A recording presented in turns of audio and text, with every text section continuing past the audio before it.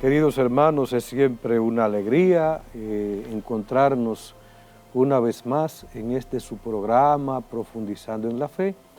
Gracias a Televida, el canal de la familia, y también las redes sociales. Y siempre conviene que nos pongamos en la presencia del Señor, porque Él es nuestra luz, Él es nuestra salvación. Por eso vamos a hacerlo invocándolo con el Salmo 138. Guíame, Señor, por el camino eterno. Señor, tú me sondeas y me conoces, sabes cuando me siento o me levanto, de lejos penetras mis pensamientos, distingues mi camino y mi descanso. Todas mis sendas te son familiares. Tú has creado mis entrañas, me has tejido en el seno materno. Te doy gracias, porque me has escogido portentosamente, porque son admirables tus obras. Conocías hasta el fondo de mi alma, no desconocías mis huesos. Cuando en lo oculto me iba formando y entretejiendo en lo profundo de la tierra. Inmediatamente vamos a meditar en el Evangelio de este día, tomado de Lucas 10, 38, 42. En aquel tiempo entró Jesús en una aldea y una mujer llamada Marta lo recibió en su casa. Esta tenía una hermana llamada María, que se sentaba a los pies del Señor, escuchaba su palabra, y Marta se multiplicaba para dar abasto con el servicio, hasta que se paró y dijo: Señor, ¿no te importa que mi hermana me haya dejado sola con el servicio? Dile que me eche una mano. Pero el Señor le contestó: Marta, Marta, andas inquieta y nerviosa con tantas cosas. Solo una es necesaria. María ha escogido la parte mejor, y no se la quitarán. Palabra del Señor. Gloria a ti, Señor Jesús.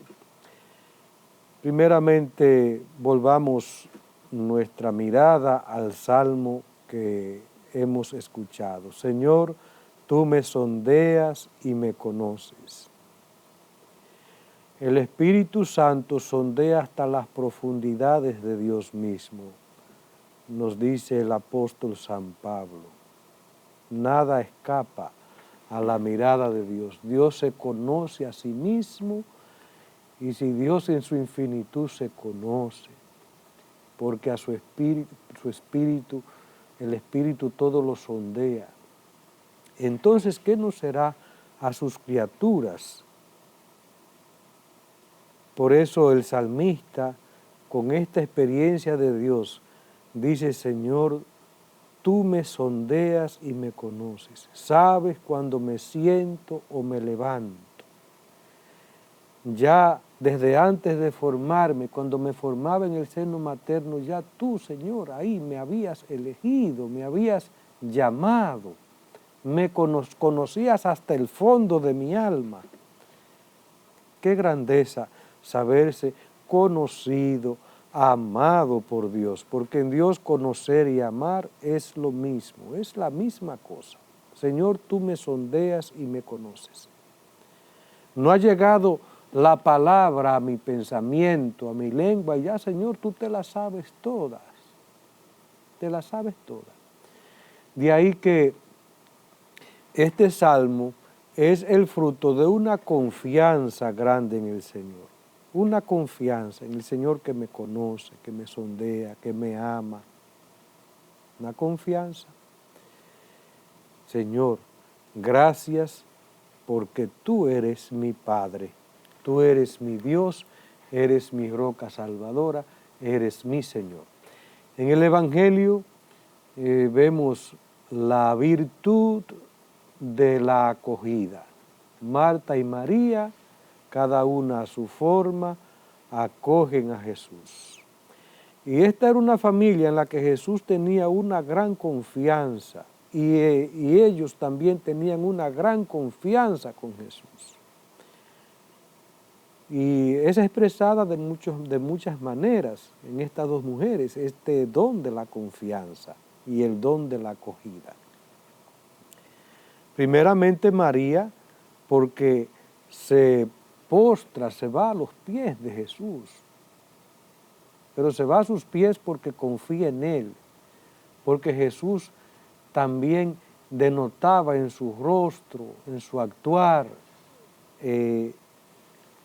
esta acogida. Jesús también acoge a María, la acoge y le permite que se sienta ahí, en esa intimidad. Por eso María es el modelo de nuestra intimidad con el Señor.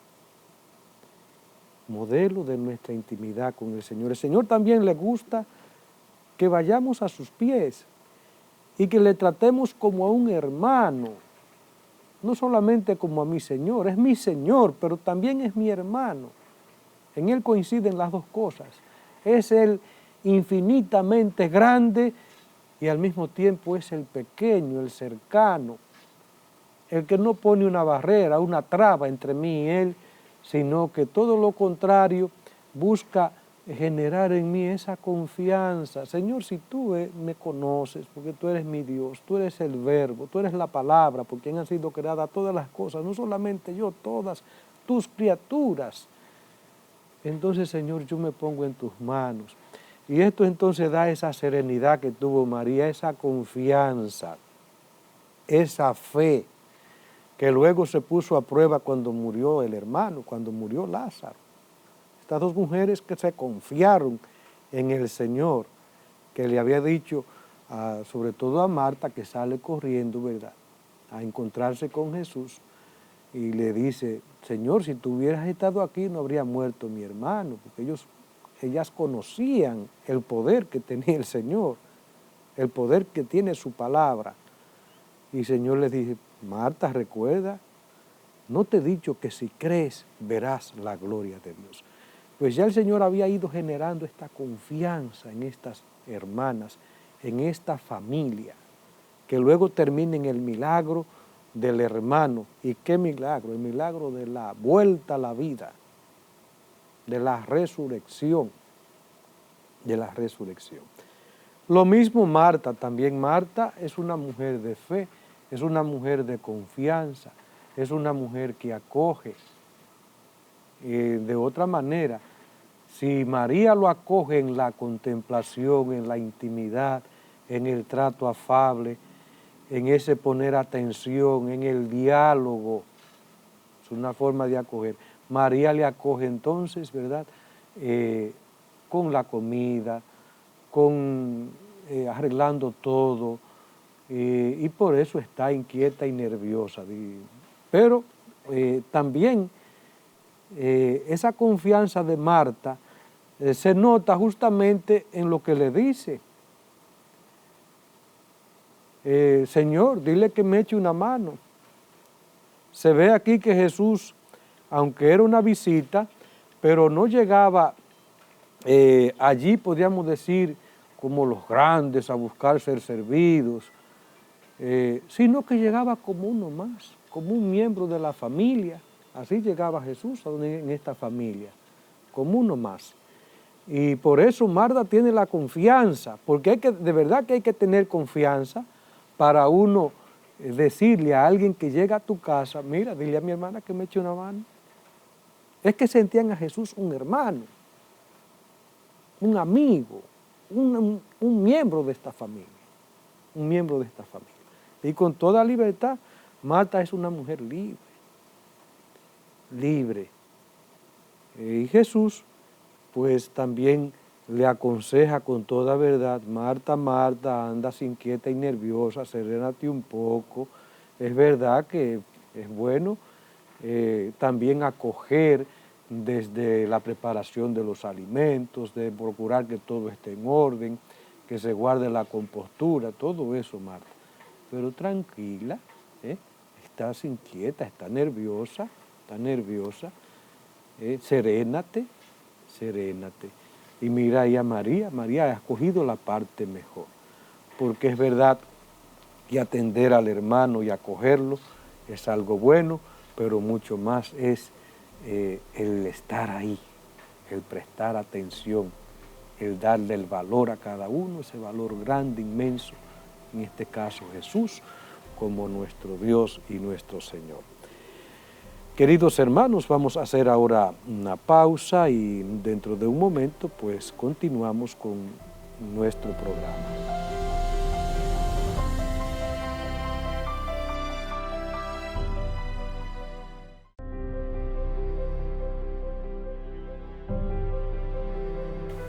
Bien, queridos hermanos, en estos capítulos, como ustedes saben, hemos estado viendo la tercera persona de la Santísima Trinidad, el Espíritu Santo. Y ya hemos visto los símbolos del Espíritu Santo, vimos también, y ya hemos iniciado otro capítulo que es el Espíritu y la Palabra en el tiempo de las promesas.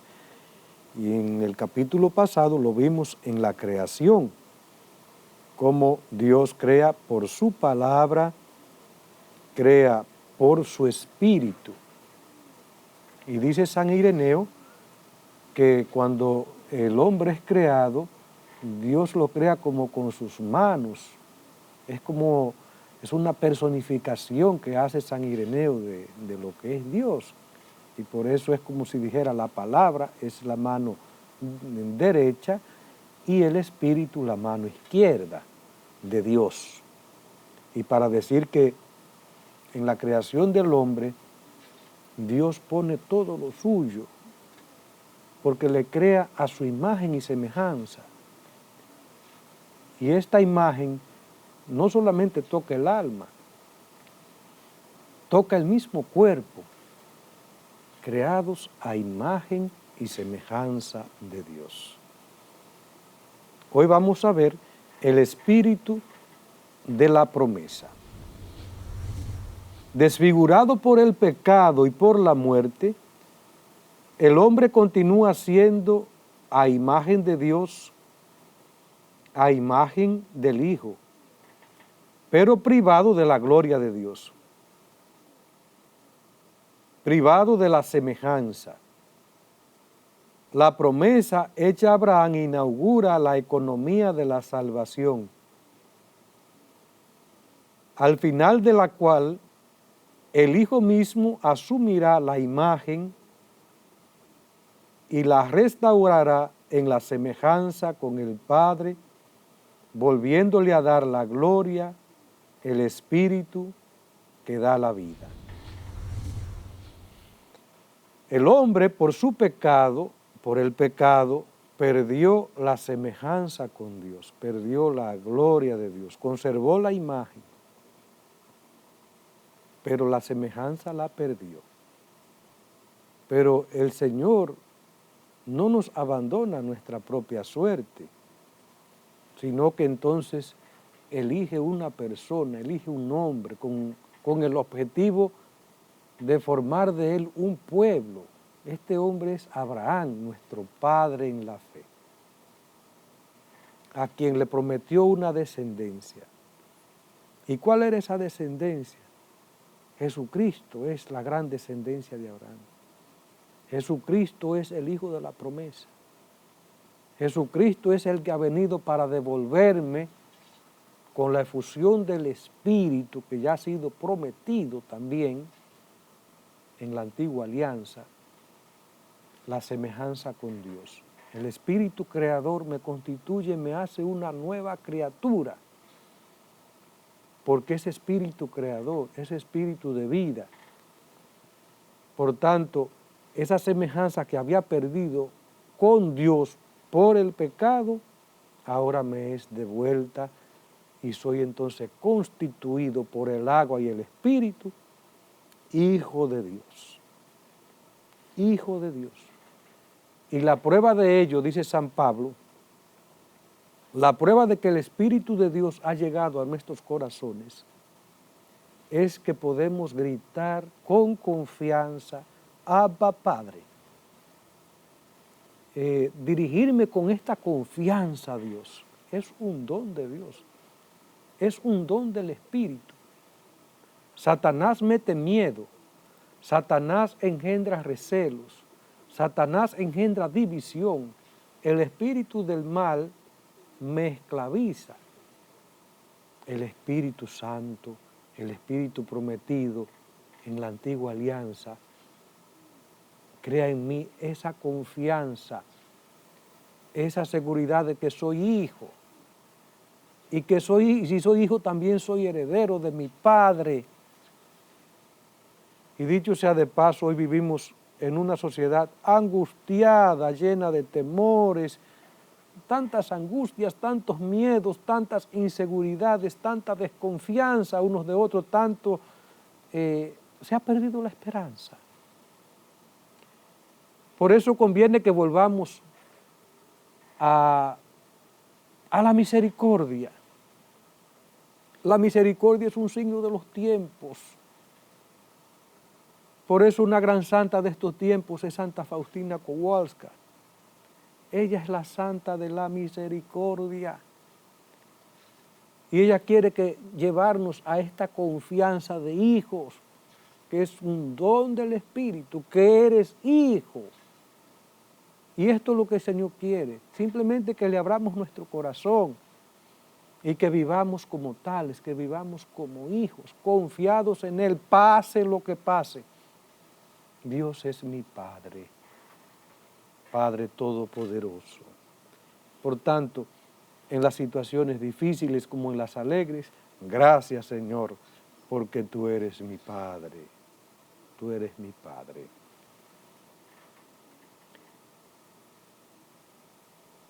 Contra toda esperanza humana, Dios promete a Abraham una descendencia como fruto de la fe y del poder del Espíritu Santo. En ella serán bendecidas todas las naciones de la tierra. Esta descendencia será Cristo, en quien la efusión del Espíritu Santo formará la unidad de los hijos de Dios dispersos, comprometiéndose con juramento. Dios se obliga ya al don de su Hijo amado, al don del Espíritu Santo de la promesa, que es prenda para redención del pueblo de su posesión. Dios mismo, por su amor, por su entraña de misericordia, hace esa promesa, por puro amor. Dios se compromete a sí mismo. Se compromete a sí mismo. Por eso, como dice el Benedicto, ¿verdad? Realizando la promesa que había jurado a nuestros padres en favor de Abraham y su descendencia por siempre. No es nuestra grandeza, no es nuestra fortaleza, no, es Dios, que es Padre. Y como Padre no abandona a sus criaturas. No, Dios no abandona a sus criaturas. Nosotros le abandonamos a Él, pero Él nunca abandona a sus hijos. Por eso hace esta promesa Abraham, promesa del Hijo y también la promesa de la efusión del Espíritu Santo. Queridos hermanos, pidamos al Señor esta confianza en Dios. No tengamos miedo de la misericordia de Dios. No tengamos miedo a acercarnos a Él. Él es santo, Él es bueno, Él es misericordioso. Y lo que más desea es que yo tenga esta confianza de hijo. Bien, queridos hermanos, continuamos con esta reflexión sobre el Espíritu Santo y la palabra en el tiempo de las promesas, en el Antiguo Testamento. Y ahora lo vamos a ver en las teofanías y en la ley. Las teofanías, manifestaciones de Dios, iluminan el camino de la promesa. Desde los patriarcas a Moisés y desde Josué hasta las visiones que inauguran la misión de los grandes profetas. La tradición cristiana siempre ha reconocido que en estas teofanías el Verbo de Dios se deja ver y oír, a la vez revelado y cubierto por la nube del Espíritu Santo. Cuando hablamos de teofanías, estamos hablando de las manifestaciones de Dios. Y cuando nos referimos a los símbolos del Espíritu Santo, uno de ellos era la nube. Constantemente en la antigua alianza, el Señor se manifestaba a través de la nube, así como la nube cubre con su sombra, cubrió a aquel pueblo, lo protegió, lo cuidó, así el Espíritu Santo también nos cubre con su sombra, nos envuelve en Él, como envolvió también a Moisés allí en la montaña. Y allí se le fue entregada la ley, que fue como un pedagogo, un camino. Esa ley no fue un invento de Moisés, fue una inspiración de Dios por su Espíritu Santo, que acompañaba a ese pueblo y que acompañó a aquellos elegidos para guiarlo, para pastorearlo. En este caso Moisés, el legislador de la antigua alianza. Esta pedagogía de Dios aparece especialmente en el don de la ley, que fue dada como un pedagogo para conducir al pueblo hacia Cristo.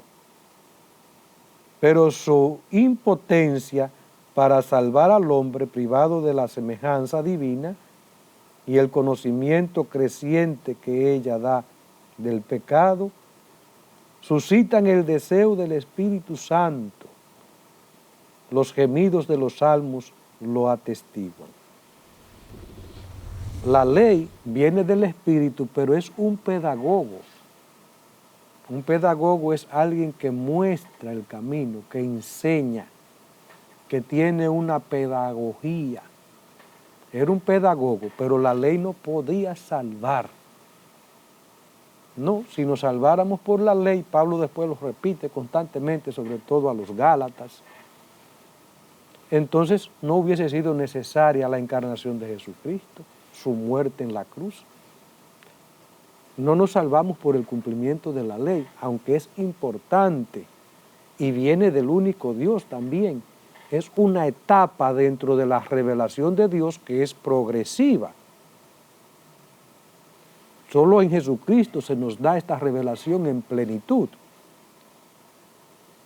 Pero sí, esta ley acrecentó en el pueblo de Dios la conciencia del pecado y la impotencia de la salvación por la propia fuerza. Por eso esta ley, podríamos decir, además de ser el pedagogo, el que enseñaba el camino, el que me decía que esto estaba mal desde la conciencia y que ya ella misma fue revelada por Dios, dada por Dios a los 50 días después de la Pascua, lo mismo que Pentecostés fueron 50 días después de la Pascua de Jesucristo. Fue acrecentando, esa ley fue acrecentando en el pueblo que veía su impotencia para alcanzar la salvación, el deseo de esa promesa que ya se le había hecho a ese pueblo, la promesa del Hijo de la promesa, de Jesucristo, en quien sí hay salvación, en quien todos somos redimidos, y somos redimidos porque no es un simple hombre, es Dios hecho hombre. Dios hecho hombre, en Él sí que hay salvación. Y entonces una vez redimidos del pecado y de la gracia, y por la gracia, redimidos del pecado, entonces ahora sí, mis obras hechas en fe y amor, entonces tiene un valor que salta hasta la vida eterna, salta hasta la vida eterna. Pero ya ahí, o sea, la misma ley fue un don de la gracia, un don del Espíritu. Por eso se entiende que en Pentecostés, si en el Sinaí se nos dio una ley en tablas, en 2 tablas, en Pentecostés La gran tabla es el corazón que me lleva a una nueva recomprensión de esa ley y que pone el amor como el centro de esa ley, el Espíritu Santo. Bien, queridos hermanos, en este capítulo hemos visto, ya sintetizando, primeramente este salmo: Señor, tú me sondeas, tú me conoces, tú sabes cuando me siento, cuando me levanto, porque tú eres mi Dios. Y en ti todo está presente, todo está presente. Vimos también el Evangelio de Lucas, estas dos mujeres, Marta y María, esta familia, que destacan por la virtud de la acogida, por el valor de la acogida, expresada en este recibimiento a Jesús, en esta confianza, una con la atención al Maestro, con la escucha del Maestro, con el diálogo franco, humilde, María ahí a los pies de Jesús, y Marta en los quehaceres de la casa, pero también con esa confianza al dirigirse a Él. Al dirigirse a Él. Es una muestra de confianza y de valentía y de sinceridad de Marta. De sinceridad de Marta. Y luego vimos al Espíritu Santo en la ley. Y hemos dicho que esa ley del Antiguo Testamento, esos mandamientos que fueron dados 50 días después de la Pascua, y que en ese momento también Moisés experimentó la fuerza del Dios que le guiaba, que le cuidaba, que le revelaba, expresada en la nube, que le cubría. Y en la misma revelación de la ley, que fue escrita en 2 tablas, pero que ya anunciaba el Pentecostés profetizado y hecho realidad en la Pascua de Cristo. Una ley que fue como un pedagogo y que fue acrecentando en el pueblo la conciencia de su pecado, pero que en el fondo no le salvaba, pero que sí fue entonces poniendo en el corazón del israelita el deseo de un Salvador, de un Mesías, el cumplimiento de eso que Dios había prometido a su pueblo. Un descendiente de David que sí fuera el Salvador y que saciara todos nuestros deseos, como lo ha hecho con tantos que se han fiado a fondo perdido en Él. Pidamos al Señor que nos conceda ese espíritu que nos lleve a esta confianza de hijos, a gritar: Abba, Padre. Señor, tú eres mi Padre. Gracias, Señor, por esta historia de salvación. Gracias porque nos ha hecho tus hijos en el Hijo, en Jesucristo. Gracias porque nos ha devuelto la semejanza contigo. Gracias